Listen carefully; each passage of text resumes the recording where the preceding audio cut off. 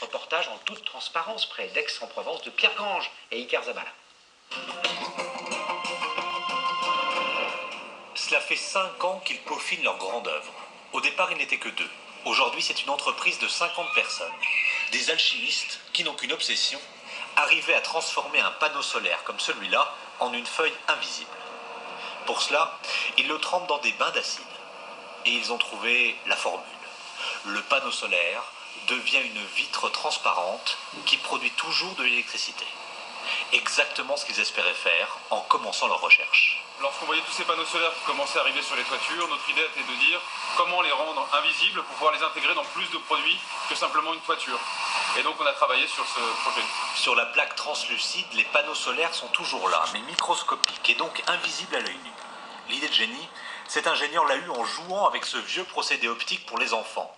Il s'est dit qu'il pouvait remplacer une des 2 images par des cellules photovoltaïques.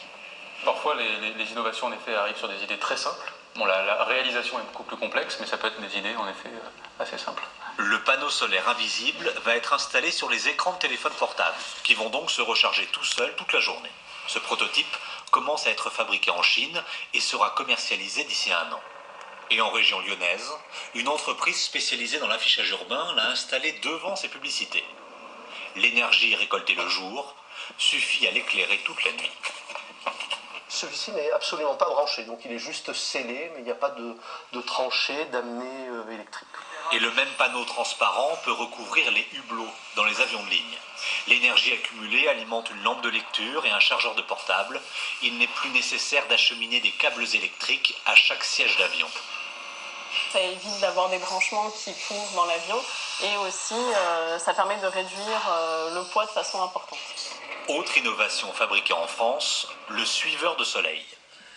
Chaque panneau suit la lumière pour produire plus d'électricité. Comme dans cette ferme solaire, tout juste montée, dans la banlieue de Montpellier.